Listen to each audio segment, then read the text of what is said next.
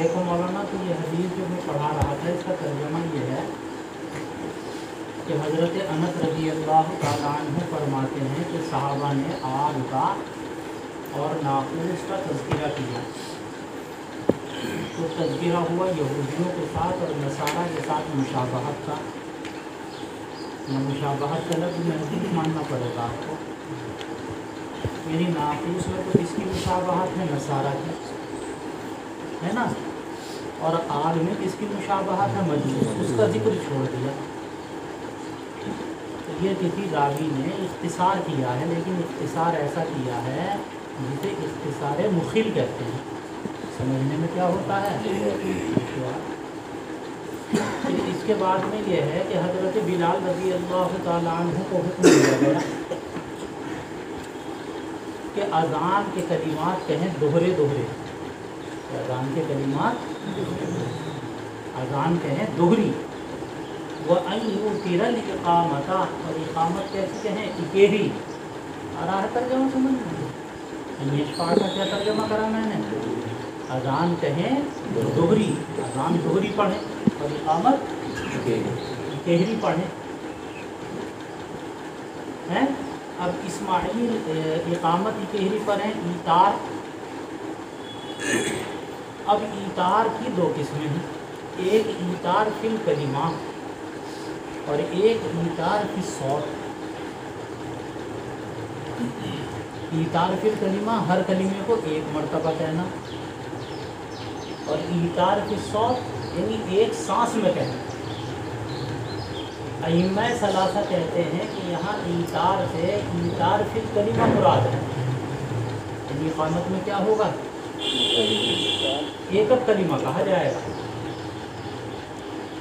ईतार fill कलिमा है, लिहाजा कितने हो जाएंगे इक़ामत के कलिमात? 11। ये बताया था मैंने। सिवाय किसके? क़द क़ामतिस सलाह के, तो उसे कैसे कहा जाएगा? अहनाफ कहते हैं कि ईतार से मुराद ईतार फिल सौत है, यानी एक सांस में कहे जाएंगे। कलीमे दो ही कहे जाएंगे, लेकिन कैसे? जैसे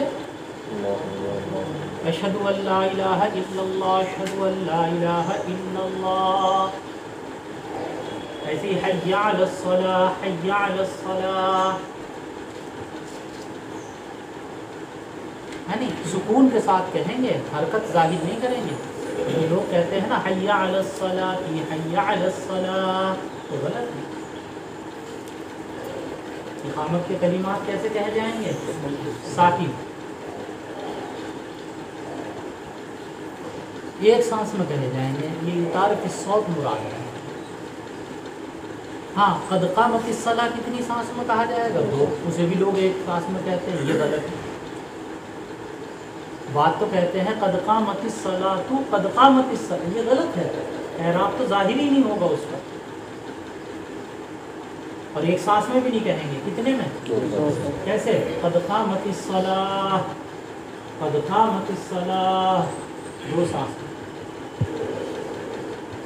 इस्माइल कहते हैं कि मैंने इस हदीस का जिक्र किया अय्यूब सख्तियानी के सामने। ये अय्यूब सख्तियानी मशहूर मुहद्दिस हैं। तो उन्होंने कहा इल्लल इक़ामता, सिवाय किसके? इक़ामत से मुराद है, यानी वो दो मरतबा का है। जी। وعن أبي محذورة قال ألقى علي رسول الله صلى الله عليه وسلم التعجيل هو بنفسه فقال قل الله أكبر الله أكبر الله أكبر الله أكبر أشهد أن لا إله إلا الله أشهد أن لا إله إلا الله أشهد أن محمدا رسول الله أشهد أن محمدا رسول الله ثم تعود وتقول أشهد أن لا إله إلا الله أشهد أن لا إله إلا الله أشهد أن محمدا رسول الله أشهد أن محمدا رسول الله रसूलुल्लाह कर दिया, नहीं कर दिया। फिर गलती कर रहा, अभी बताया मैंने कि सब ये कलिमात साकिन पढ़े जाएंगे। أشهد أن محمدا رسول الله حي على الصلاة حي على الصلاة حي على الفلاح حي على الفلاح الله أكبر الله أكبر لا إله إلا الله رواه مسلم। हज़रत अबू महज़ूर रज़ी अल्लाह तआला अन्हु, ये मक्का मुअज़्ज़मा के मुअज़्ज़िन थे, हैं। वो कहते हैं कि मुझे खुद नबी करीम सल्लल्लाहु अलैहि वसल्लम ने अज़ान सिखाई। अलका अलैहि रसूलुल्लाह ताज़ीना, मुझे खुद नबी करीम सल्लल्लाहु अलैहि वसल्लम ने कैसे अजान सिखाई। आपने कहा कुल कहो, इसने कहा नबी ने क्या कहो, अल्लाहु अकबर अल्लाहु अकबर अल्लाहु अकबर अल्लाहु अकबर, कितनी मरतबा, ये तो ठीक है। इसके बाद अशहदु अल्ला इलाहा इल्लल्लाह अशहदु अल्ला इलाहा इल्लल्लाह, कितनी मरतबा हो गया, अजान है ना। अशहदु अन्ना मुहम्मदर रसूलुल्लाह अशहदु अन्ना मुहम्मदर रसूलुल्लाह, कितनी मरतबा हो गया, दो, तो दो मरतबा हो गया क्या है, हाँ, और दो मरतबा क्या हो गया, तो शहादतैन कितनी मरतबा, चार मरतबा ही तो है। फिर कहा आपने सुम्मत अऊदु, फिर दोबारा कहो, आदा यऊदु के माना लौटना, फिर दोबारा कहो, क्या कहो, फिर दोबारा लौटा कर कहो अशहदु अल्ला इलाहा इल्लल्लाह अशहदु अल्ला इलाहा इल्लल्लाह, दो, अशहदु अन्ना मुहम्मदर रसूलुल्लाह अशहदु अन्ना मुहम्मदर रसूलुल्लाह, कितना हो गया, चार। इसे कहते हैं तरजीह, ऐन के साथ, तरजीह के माना लौटाना। ये शहादतैन के जो कलिमात हैं इन्हें कैसे पढ़ा जाएगा, दो मरतबा लौटाया जाएगा, कितनी मरतबा पढ़ा जाएगा, दो। कितने कलिमात पढ़ जाएंगे भाई, चार। ये हदीस दलील है किसकी, वो कहते हैं इस हदीस की वजह से कि अजान के अंदर क्या है, तरजीह है। समझ गया तरजीह किसे कहते हैं, शहादतैन के कलिमात को दोबारा लौटा कर, बस इतनी बात है कि पहली मर्तबा जो पढ़ी जाएगा तो पहले मर्तबा आहिस्ता आवाज़ से, दूसरी मर्तबा, फिर इसके बाद वही है हय्या अलस सलाह हय्या अलस सलाह हय्या अलल फलाह हय्या अलल फलाह, है ना। अल्लाहु अकबर ला इलाहा, ये है दलील शबाती की। इसका जवाब क्या है, इसका जवाब ये है कि असल में ये किस्सा है। नबी करीम सल्लल्लाहु अलैहि वसल्लम फतह मक्का के मौके पर, जब मक्का फतह हो गया ना, तो नमाज के वक्त आपने कहा कि वो अज़ान हो, तो ये अबू महजूरा और चंद नौजवान लड़के थे मक्का के, जो मौज़िन ने अज़ान दी तो ये नकल उतारने लगे, क्या करने लगे, तो ईमान वाले नहीं है ना, नकल उतारने। जब अज़ान पूरी हो गई तो आपने कहा पकड़ के लाओ, जब पकड़ के लाए तो कहा कौन नकल उतार रहा था, तो सबसे बड़े वो महजूरा ही थे, तो सब कह दिया ये।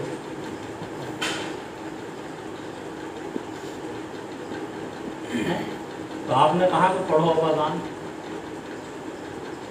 अब क्या करो, अब दो अज़ान, अब मरता क्या ना करता। तो दो काम करे आपने, एक तो इनके पेशानी के बाल ऐसे हाथ फेरा, तो पढ़ो कहाँ, पेशानी के बाल। इन्होंने अज़ान पढ़नी शुरू करी, तो अल्लाहु अकबर ये कहने में तो कोई हर्ज नहीं था। इसके बाद अशहदु अल्ला इलाहा इल्लल्लाह कहने में हर्ज था, ये तो मसला था कि अल्लाह एक है, तो उसे आहिस्ता से कहा अशहदु अन्ना मुहम्मदर, आपने कहा जोर से पढ़ो। अब जो जोर से पढ़ा है, जो ज़बान ने कहा वो कहाँ उतर गया, तो कितनी मरतबा पढ़ा गई। तो कलिमात शहादतैन को आपने कितनी मरतबा पढ़ाया था, लौटा के पढ़वाया था। तो फिर जब ये ईमान ले आए तो इन्होंने कहा या नबी अल्लाह, मुझे यहाँ का आप मुअज्जिन मुक़र्रर कर दो। कहाँ का, ये सारी ज़िंदगी अज़ान को ऐसे ही देते रहे, कैसे तरजीह। तो मक्का में अज़ान कैसे होती थी,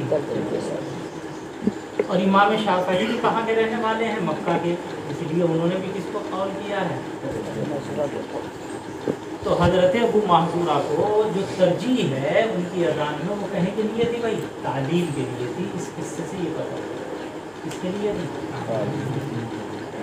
वरना जो असल मुअज्जिन है हज़रत बिलाल, उनकी अज़ान में तरजीह।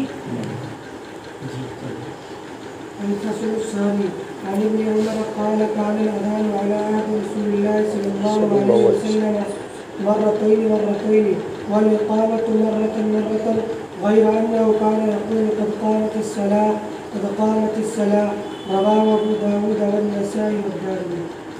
حضرت ابن عمر فرماتے ہیں کہ اذان نبی کریم صلی اللہ علیہ وآلہ وسلم کے زمانے میں ایسے تھی، دو مرتبہ تھی، یعنی کتنے سانس میں پڑھی جاتی تھی؟ 2 سانس.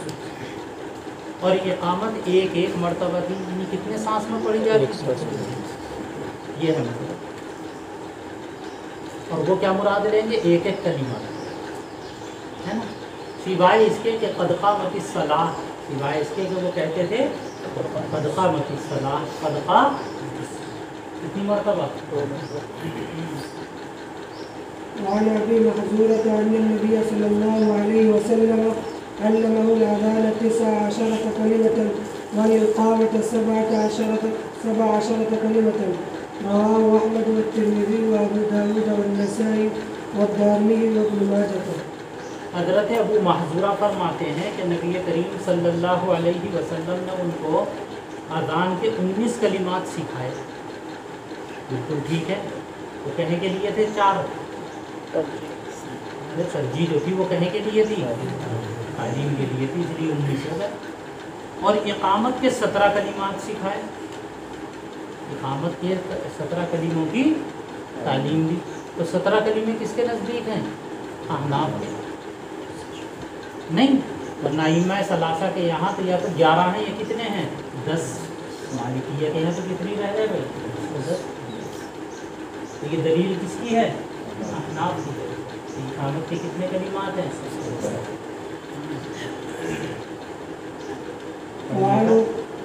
قال قلت يا رسول الله علمني سنة الأذان قال فمسح مقدم رأسه قال تقول مقدم رأسه قال تقول الله أكبر الله أكبر الله أكبر الله أكبر ترفع بها صوتك ثم تقول أشهد أن لا إله إلا الله أشهد أن لا إله إلا الله أشهد أن محمد رسول الله أشهد أن محمد رسول الله تخفض بها صوتك ثم ترفع صوتك بالشهادة أشهد أن لا إله إلا الله أشهد أن لا إله إلا الله أشهد أن محمد رسول الله أشهد أن محمد رسول الله حي على الصلاة حي على الصلاة حي على الفلاح حي على الفلاح.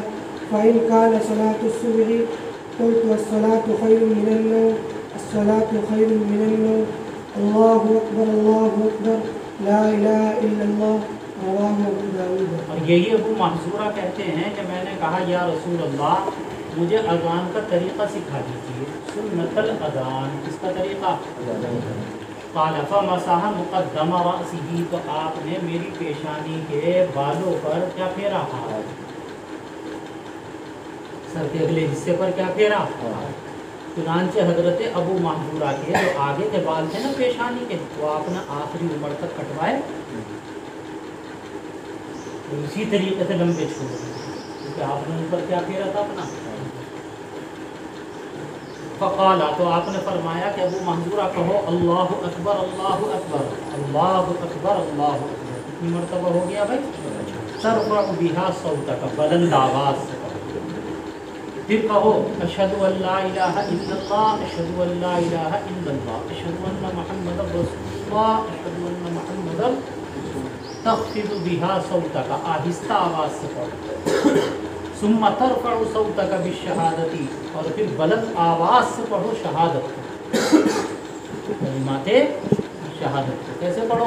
بلند آواز. اشہد ان لا الہ الا اللہ اشہد ان لا الہ الا اللہ اشہد ان محمد رسول اللہ اشہد ان محمد. حی علی الصلاۃ حی علی الصلاۃ حی علی الفلاح. وَإِنْ كَانَ، اور اگر صبح کی نماز ہو تو پھر اس کے بعد میں کیا کہو؟ الصلاۃ خیر من النوم الصلاۃ خیر، اور پھر اللہ اکبر، اور پھر بعد میں آخر میں لا الہ. سمجھ میں آ رہی بات؟ یہ کس کی دلیل ہے؟ شباب.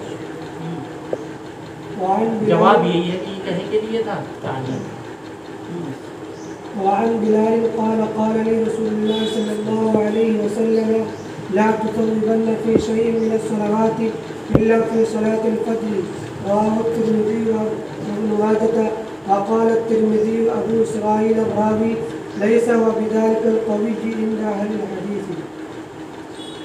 یہاں ایک لفظ آیا ہے لا تصبیبنہ، سبب یسبب تسبیب ہے نا، تسبیب ساتھ کیا معنی تسبیب کے؟ تسبیب کے معنی آتے ہیں اعلان بعد الاعلان، اعلان کے بعد کیا کرنا بھائی؟ تسبیب کا حکم کیا؟ تسبیب 3 معنی میں استعمال ہوتی ہے، یاد رکھیں. کتنے معنی میں؟ نمبر 1 فجر کی اذان میں جو کہا جاتا ہے الصلاۃ خیر من النوم، اسے بھی کیا کہتے ہیں؟ تسبیب.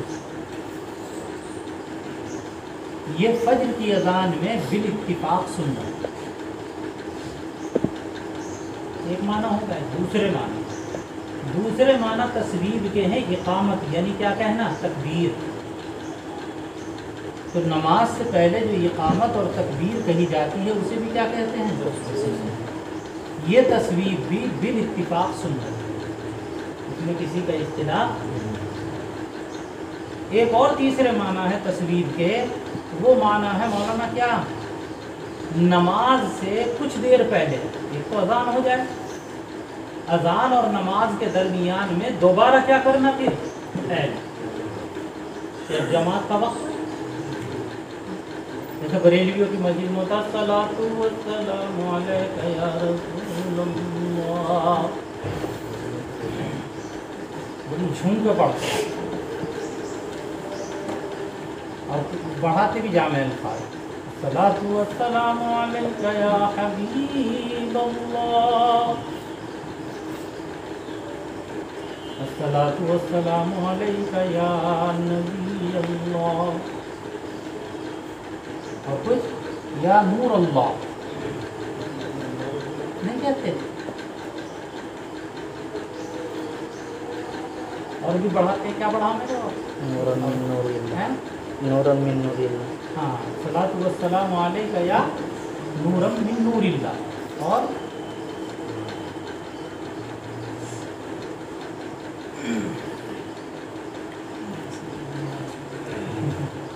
مختلف ہے الگ. ایک تصویب یہ بدعت.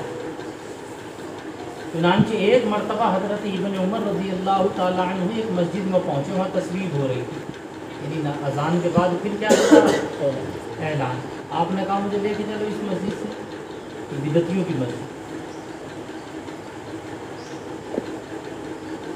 ہے نا.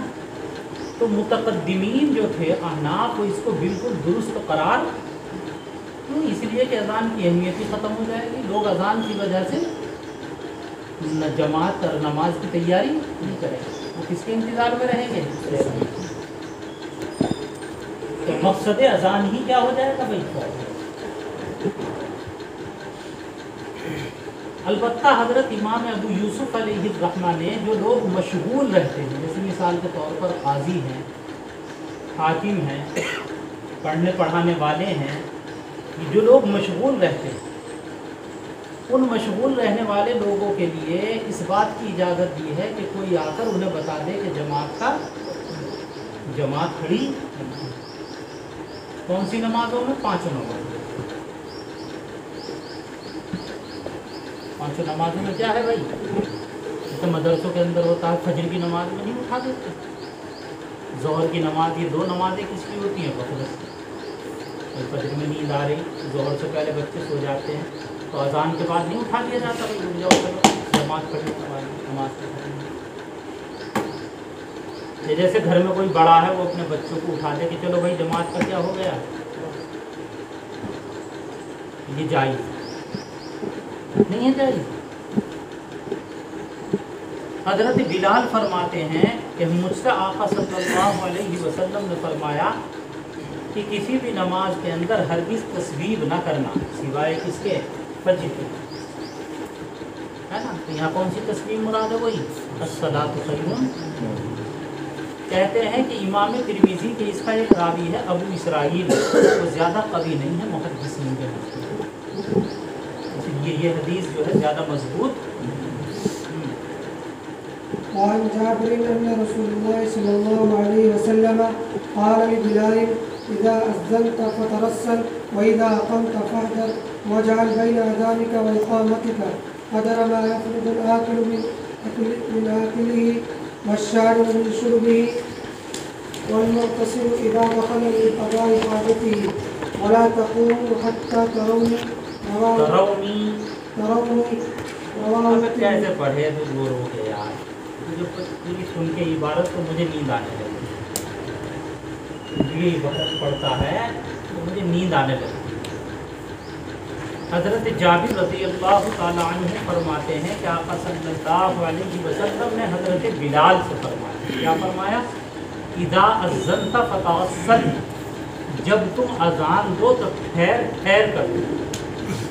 اب سن لو جتنے بھی مؤذن بیٹھے ہیں، اذان کیسے دی جائے گی؟ اتنا ٹھہر کر کے آدمی جواب دینا چاہے تو جواب.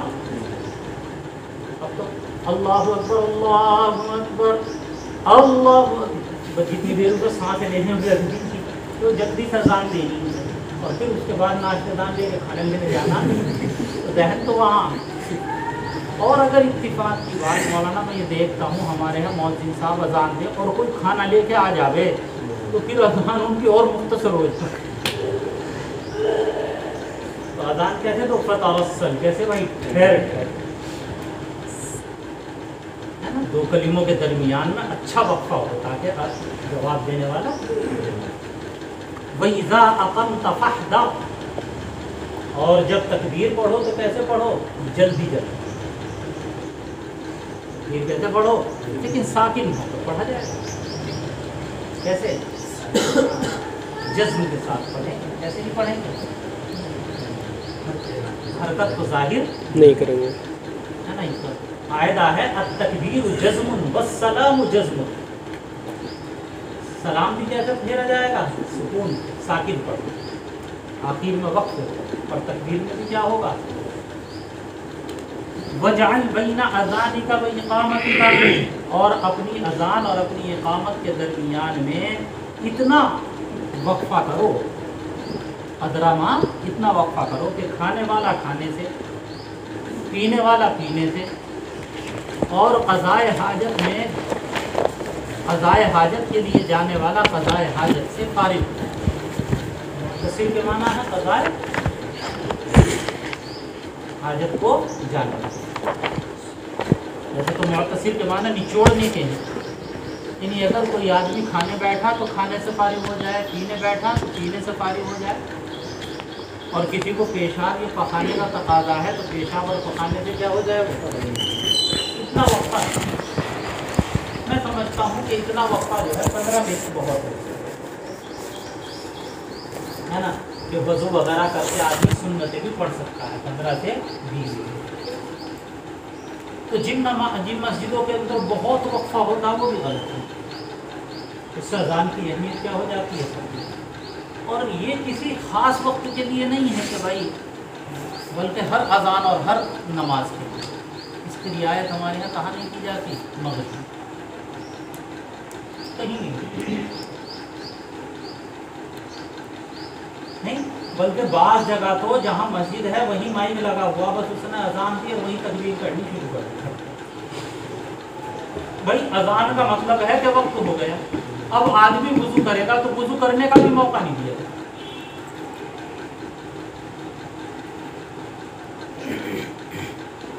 کس کا؟ صرف رمضان المبارک اس سے مستثنا ہے. رمضان میں تو 5-10 منٹ کا وقت.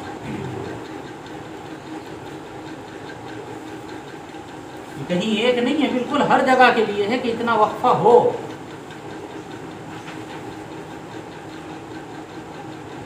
اب آپ کہیں گے مولانا آپ کی مسجد میں بھی نہیں پڑی ہے، میرے اندر اتنی طاقت تھوڑی ہے کہ پورے اس میں کیا کہتے ہیں ملک سے لڑنا. میں نے جیسے چل لیا چلائے گا.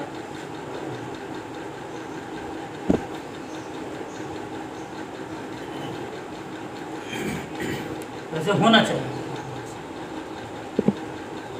کم سے کم مولانا زیادہ بھی نہ ہو تو 5 منٹ کا وقفہ اذان میں. اور کس میں؟ نماز میں. کس میں؟ مغرب کے اندر. کوئی سنتیں نہیں ہیں.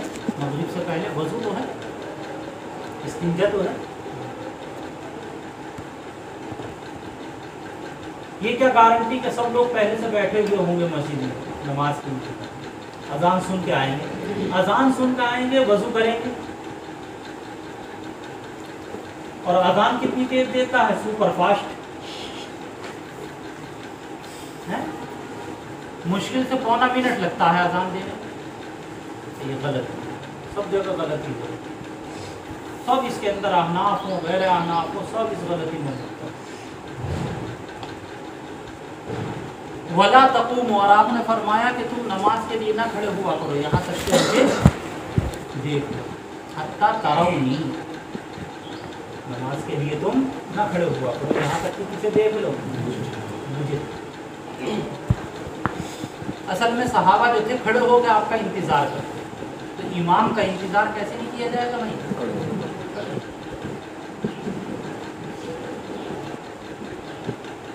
بلکہ امام کیا دے گا؟ اجازت. اس کو مکبر بول، مکبر تکبیر پڑھنا شروع. جب وہ تکبیر پڑھنا شروع کر دے تو اسے کہتے ہیں اقامت. اقامت کے معنی کیا ہے؟ کھڑا کرنا. اقامہ یقیم، اقامت کے معنی کھڑے ہونے کے نہیں ہے کیا؟ اب جب اقامت شروع ہو گئی تو اب ہوا اقامت کھڑا کرنا. جب کھڑا کرنا پایا گیا تو کھڑے ہونا بھی کیا ہے؟ جائز. اور فقہ کی کتاب میں جو لکھا کہ حی علی الصلاۃ پر کھڑے ہو، تو مطلب یہ ہے کہ یہاں تک ضرور کھڑے ہو جاؤ، اس کے بعد میں بیٹھے رہنا درست. یہ مطلب نہیں ہے کہ یہی کھڑے ہو، اس سے پہلے کھڑے ہونا جائز، جیسا ہمارے بریلویوں نے سمجھا کہ یہی کھڑے ہونا ہے اس سے پہلے، بلکہ امام کے آگے بیٹھ جائے گا انما الخير. اور اگر کوئی کھڑا ہو گیا تو اسے شکر کو نہیں. جیسے کسی دوسرے علاقے میں کتا چلا جائے تو وہ سب گھورتے ہیں نہیں، کتے والی طرح گھوریں گے تو وقت.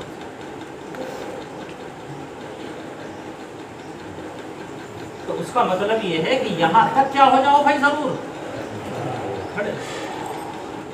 اس سے پہلے ارے بھائی جب اقامت پائی گئی، کھڑا کرنا پایا گیا، تو کھڑے ہونا بھی کیا ہے؟ جائز ہے نا. جی یوں کہتے ہیں امام ترمذی کہ ہم اس حدیث کو صرف کس کی سند سے جانتے ہیں؟ عبد المنعم کی سند سے. اور یہ سند جو ہے کیسی ہے؟ مجبور. جی. وعن زياد بن الحارث السلائي قال أمرني رسول الله صلى الله عليه وسلم أن أرجو في صلاة الفجر فأذنت فأراد بلال أن يقيم فقال رسول الله صلى الله عليه وسلم إن أخا صداع قد أذن ومن أذن فهو يقيم رواه الترمذي وأبو داود وابن ماجه. حضرت زیاد ابن الحارث السدائی یمن کا ایک قبیلہ ہے، اس کی طرف منسوب کرتے ہوئے انہیں کیا کہتے ہیں؟ سدائی. کہتے ہیں کہ مجھے حضور پاک علیہ الصلوۃ والتسلیم نے اذان پڑھنے کا حکم دیا فجر کی نماز میں، تو میں نے اذان دی. اب جب تکبیر کہنے کا نمبر آیا تو حضرت بلال نے تکبیر پڑھنے کا ارادہ کیا، تو آپ نے فرمایا کہ تمہارے بھائی سدائی بھائی نے اذان دی ہے، اور ومن اذن فهو یقیم، جو اذان دے وہی کیا کہے گا؟ جو اذان دے وہی کیا پڑھے گا؟ تو یہ قاعدہ ہے من اذن فهو، تو جو اذان دے تکبیر کہنا بھی اسی کا حق ہے، الا یہ کہ وہ کیا دے دے؟ اجازت. تو پھر جائز ہے، یہ اس سے کیا لے لے بھائی؟ اجازت. پھر کوئی حرج؟ جی. الفصل الثالث عن ابن عمر قال كان المسلمون حين قدموا المدينة يجتمعون فتحينون للصلاة وليس ينادي بها أحد فتكلموا يوما في ذلك فقال بعضهم اتخذوا مثل ناقوس النصارى وقال بعضهم قرنا مثل قرن اليهود. فقال عمر أولا تبعثون رجلا ينادي بالصلاة؟ فقال رسول الله صلى الله عليه وسلم يا بلال قم فنادي بالصلاة متفق عليه. حضرت ابن عمر رضی اللہ تعالی عنہ فرماتے ہیں کہ مسلمان جب مدینہ منورہ میں آئے، کیونکہ مکہ معظمہ میں تو بھائی حالات ہی الگ تھے، وہاں تو سب لوگ ایک ساتھ اکٹھے ہو کے نماز پڑھیں اس کا موقع نہیں. اب مدینہ منورہ میں حالات بدل گئے، تو جب مدینہ منورہ آئے تو مسلمان جمع ہوئے، فَيَتَحَيَّنُونَ لِلصَّلَاةِ، تو جمع ہوئے کہ بس نماز کے لیے وقت مقرر کریں۔ تحینہ کے معنی آتے ہیں وقت کا مقرر کرنا، کہ بھائی کیسے لوگوں کو کیا کیا جائے، نماز کے وقت جمع، بلایا کیسے ہیں؟ وَلَيْسَ يُنَادِي بِهَا أَحَدٌ، اور کوئی ایسا آدمی نہیں تھا جو نماز کے لیے کیا کرے، بلائے۔ فَتَكَلَّمُوا يَوْمًا فِي ذَلِكَ، تو ایک دن اس سلسلے میں کیا ہو رہی تھی، ارے اس سلسلے میں کیا ہو رہا تھا، مشورہ، گفتگو ہو رہی تھی، ایک دن اس سلسلے میں گفتگو ہو رہی تھی، یعنی مشورہ۔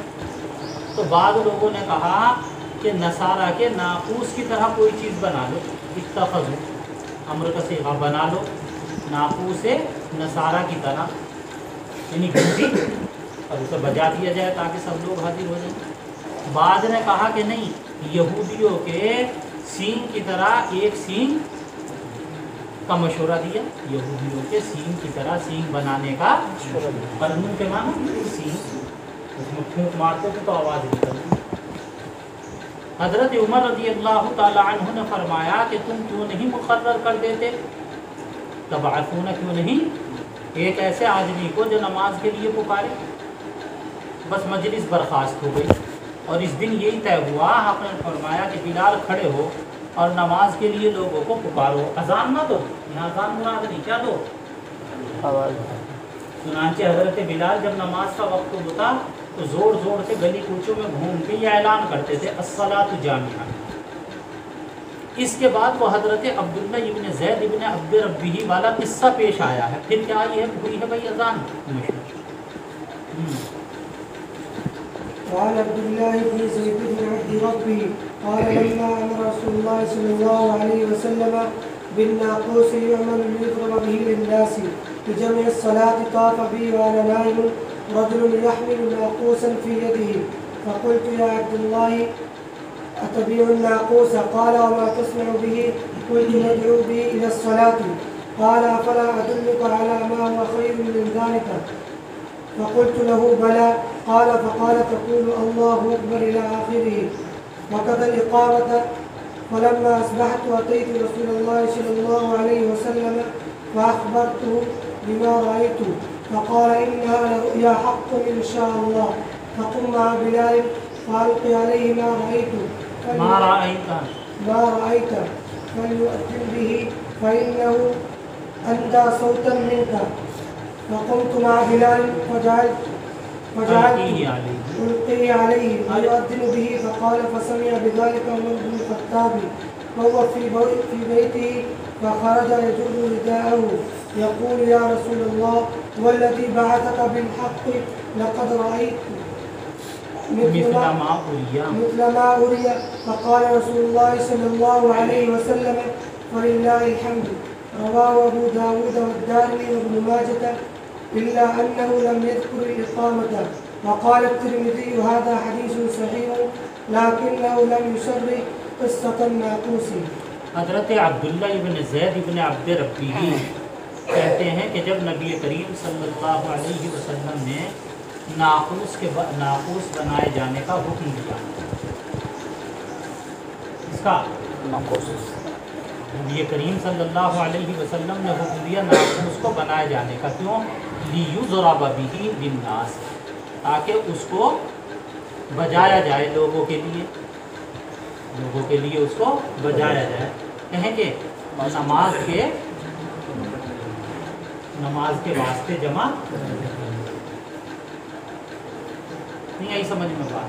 آپ نے کہا کہ اچھا چلو ٹھیک ہے، کیا بنا لو، ایک ناقوس ہی بنا لو۔ دیکھو آقا صلی اللہ علیہ وسلم نے ناقوس کو بنائے جانے کا حکم دیا تاکہ اس کو بجائیں لوگوں کو نماز کے لیے جمع کرنے کے واسطے۔ اب میں سب سے زیادہ فکر حضرت عبداللہ کو تھی اس بارے میں، اب جب یہ رات کو سونے کے لیے لیٹے، کہتے ہیں طافہ بہ وانا نائم رجل، یہ رجل طافہ کا فاعل ہے، میرے خواب میں ایک آدمی آیا اس حال میں کہ میں سویا ہوا تھا۔ بعض روایتوں میں یہ ہے کہ میں کچھ سویا اور کچھ کیا تھا بھائی، بیدار، جسے ہلکی سی نیند کہتے ہیں۔ بعض روایتوں میں یہ ہے کہ اگر لوگ मुझे झुटलाए ना तो मैं कहूँ कि सोया नहीं था, बल्कि क्या था, मैं बाकायदा बेदार था। तो खैर मैं सोया हुआ था तो एक आदमी मेरे ख्वाब में आया। क्या था, कैसा आदमी था? यहमिलु नाक़ूसन फी यदिही, अपने हाथ में नाक़ूस उठाए। तो कहते हैं मैंने ख्वाब ही में कहा कि ए अब्दुल्ला, उससे कहा जिसके हाथ में नाक़ूस था, अल्लाह के बंदे क्या तुम नाक़ूस बेचोगे? उसने कहा तो क्या करेगा नाक़ूस का? उनको मैंने कहा कि इसके ज़रिए नमाज के वास्ते लोगों को बुलाएंगे।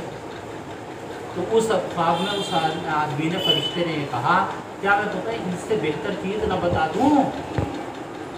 मैंने कहा क्यों नहीं, बताओ। अब उस फरिश्ते ने कहा क्या, अल्लाहु अकबर इला आखिर, यानी पूरे अज़ान के कलिमात से। और यूँ फरमाया वक़ज़ल इक़ामत, और ऐसी क्या पढ़नी है फिर, है ना। फलम्मा असबहतु, हज़रत अब्दुल्ला इब्न ज़ैद फरमाते हैं जब सुबह हुई तो मैं आका की खिदमत में पहुंचा और मैंने आपको बताया जो कुछ मैंने ख्वाब में देखा।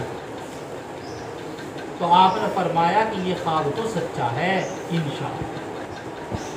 देख रहे हैं भाई, एतराज़ ये है कि ये एक सहाबी का ख्वाब था जिसमें अज़ान दिखाई गई, और सहाबी का ख्वाब हुज्जत नहीं होता, तो इससे अज़ान को की मशरूइयत कैसे दुरुस्त है? तो याद रखो कि अज़ान की जो मशरूइयत है वो सहाबी के ख्वाब से नहीं है, बल्कि आका अलैहिस्सलाम की इस कौल से है, इन्नहा लरुया। ये किसका कौल है भाई? नबी। और कौल नबी से क्या साबित हो सकती है? किसी भी चीज़ की जवाज़ और अदम जवाज़। तो मशरूइयत अज़ान की असल दलील ये आपका कौल है। कहते हैं जब इतनी बात हो गई तो आपने फरमाया कि बिलाल के साथ खड़े हो जाओ, वह अलक़ी अलैहि मा रअयता, और बिलाल को सिखाओ वो कलिमात जो तुमने ख्वाब में देखी। वल युअद्दिन बिही, और चाहिए कि बिलाल क्या दे भाई? अज़ान। क्यों? लियन्नहु अंदा सौतम मिनका, इसलिए कि बिलाल तुमसे ज़्यादा बुलंद आवाज़ है ना। पता चला मुअज्जिन ऐसा होना चाहिए जिसकी आवाज़ क्या हो भाई? बुलंद।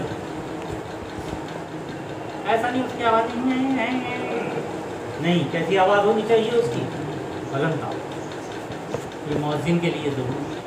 तेरी आवाज़ बुलंद है ना, उसकी मस्जिद में जाके ये पर्चा लगा दो हदीस का, तो जो बुलंद आवाज़ है मुअज्जिन को निकाल दो। तनवीर तेरी आवाज़ कैसी है? इसकी भी बुलंद नहीं है, इसे भी निकलवाओ। तो बुलंद आवाज़ के उन्हें दाखिल कराओ वहाँ। तेरी कैसी भाई आवाज़? और कौन है मुअज्जिन? आवाज़ कैसी है, बुलंद या हल्की? बुलंद यहाँ तक तो आ नहीं रही। इन्हें भी निकलवाओ, जितने भी हैं इन्हें सबको निकलवाओ और दूसरे लोगों को दाखिल करो। खां साहब को दे एक मस्जिद, तो खां साहब रहेंगे एक मस्जिद में, उनकी आवाज़ बुलंद हो।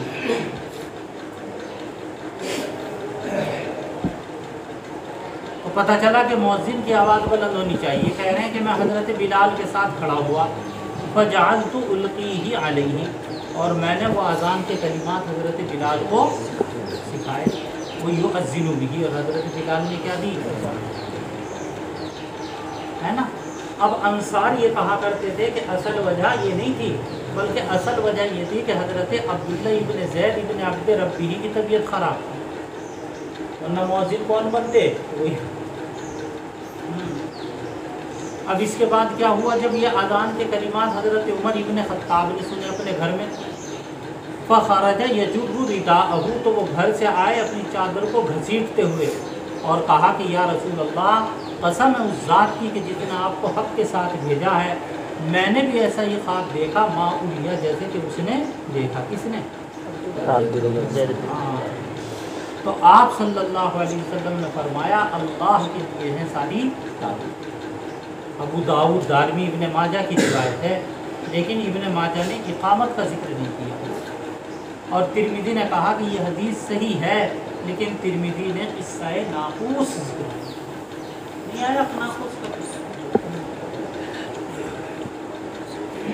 وعن أبي بكرة قال خرجت مع النبي صلى الله عليه وسلم في صلاة الصبح فكان لا يمر برجل إلا ناداه بالصلاة أو حركه برجله رواه أبو داود.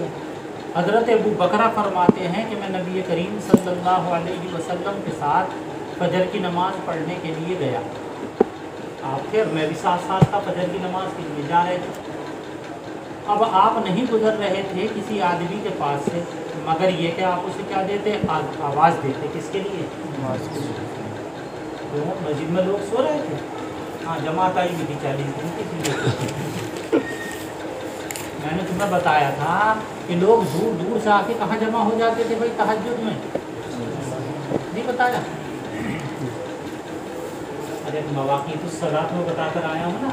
لوگ دور دور سے آ کر کہاں جمع ہو جاتے تھے؟ مسجدوں اور وہاں تہجد پڑھتے تھے اور اذان کے بعد تھوڑی دیر سونے کے لیے لیٹ جاتے، نفلیں پڑھتے، سنتیں پڑھتے تاکہ کیا مل جائے ذرا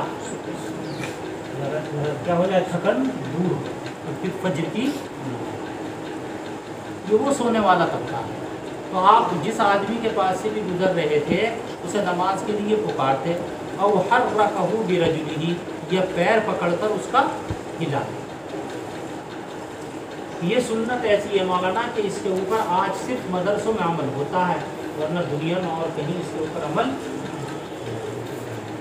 کہاں عمل ہو رہا ہے. بس کہ فجر کی نماز کے لیے باقاعدہ اور بھی جو سونے کا وقت ہے جیسے ظہر کی ہے نا، باقاعدہ کیا ہوتا ہے، بچوں کو نہیں اٹھایا جاتا. وعن مالك بلغه أن المؤذن جاء عمر يؤذن لصلاة الصبح. جاء عمر يؤذن ہاں لصلاة الصبح فوجده نائما فقال الصلاة خير من النوم فأمر عمر أن يجعلها في نداء الصبح رواه في الموطأ. حضرت مالک فرماتے ہیں کہ انہیں یہ روایت پہنچی ہے کہ مؤذن حضرت عمر رضی اللہ تعالیٰ عنہ کے پاس میں آئے. یہ خلافت فاروقی کا دور ہے، حضرت عمر امیر المؤمنین ہیں. تو ان کے مؤذن حضرت عمر کے پاس آئے. کیوں؟ یؤذنہ لصلاۃ الصبح، ہے نا، فجر کی نماز کا کی اطلاع دینے کے، فجر کی نماز کی کیا دینے کے لیے. اب کیا ہوا؟ تو مؤذن نے دیکھا کہ آپ کیا کر رہے ہیں، سو رہے ہیں. تمہیں بتا دیا تھا کہ معمول تھا سنتوں کے اور کس کے درمیان سونے کا. فقال، تو مؤذن نے یہ دیکھ کر کہا الصلاۃ خیر من النوم، ہے. تو حضرت عمر رضی اللہ تعالی عنہ نے مؤذن کو حکم دیا کہ اس کلمے کو داخل کر لو صبح کی اذان. اس حدیث کی وجہ سے بعض لوگوں کو یہ شبہ پڑا ہے کہ الصلاۃ خیر من النوم کا اضافہ حضرت عمر نے کی. حالانکہ پیچھے روایت گزر چکی، ابو محذورہ رضی اللہ تعالیٰ عنہ کی اذان میں بھی کیا تھا بھائی، نہیں تھا. پھر اس کا کیا مطلب ہے حدیث کا؟ اس کا مطلب سمجھ لو. جب یہ مؤذن آیا اور اس نے دیکھا کہ حضرت عمر سو رہے ہیں تو اس نے کہا الصلاۃ خیر من النوم. حضرت عمر غصہ ہو کہا کہ تمہیں مؤذن کس نے رکھ لیا؟ ارے یہ جملہ یہاں کہنے کا نہیں ہے، یہ کہاں کا ہے، فجر کی اذان کا ہے، اسے وہیں رکھو. ہر جگہ استعمال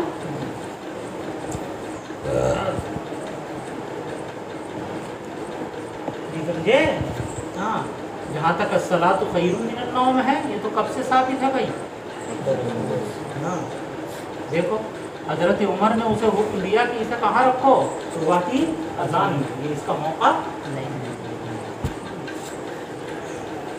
عن عبد الرحمن بن سعد بن عمار بن سعد بن مؤذن رسول الله صلى الله عليه وسلم قال حدثني أبي عن أبي عن جدي أن رسول الله صلى الله عليه وسلم أمر بلالا أن يجعل إصبعيه في أذنيه قال إنه ارفع بصوتك رواه ابن ماجہ. اصل میں حضور پاک علیہ الصلوۃ والتسلیم کے زمانے میں خانہ کعبہ کے مؤذن تو ابو محذورہ تھے اور مسجد النبوی کے مؤذن حضرت بلال. ایک اور تیسری بڑی مسجد تھی، اس کا نام ہے قباء. مسجد قباء کے مؤذن حضرت سعد تھے. कौन थे भाई? हुजूर पाक अलैहिस्सलातु वत्तस्लीम की वफ़ात फरमा जाने के बाद जब हज़रत बिलाल मदीना मुनव्वरा से हिजरत करके मुल्क शाम में जाकर रह बसे थे, तो मस्जिदुन नबवी में अज़ान देने के लिए हज़रत फारूक आज़म ने हज़रत साद को मुकर्रर कर दिया। बताओ आगे कुछ बात समझ में? हज़रत अब्दुर्रहमान जो लड़के हैं हज़रत साद के, साद लड़के हैं अम्मार के, और अम्मार के साद के। ये साद कौन है? ये रसूल पाक सल्लल्लाहु अलैहि वसल्लम के मौज़िन। समझ गए मौज़िन होने का मतलब? कहाँ के मौज़िन थे? मस्जिद कुबा में। और फिर बाद में फारूकी दौरे फारूकी में कहाँ के बन गए? कहते हैं कि मुझसे बयान किया मेरे बाप ने।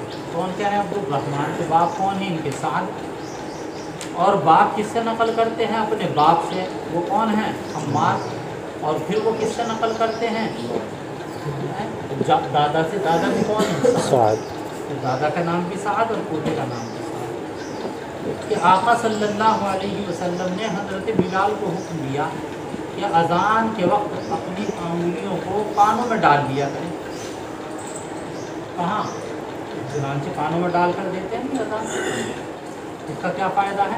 इसका फ़ायदा यह है इन्नहु अरफ़अु बिसौतिका, कि इससे तुम्हारी आवाज़ क्या हो जाएगी?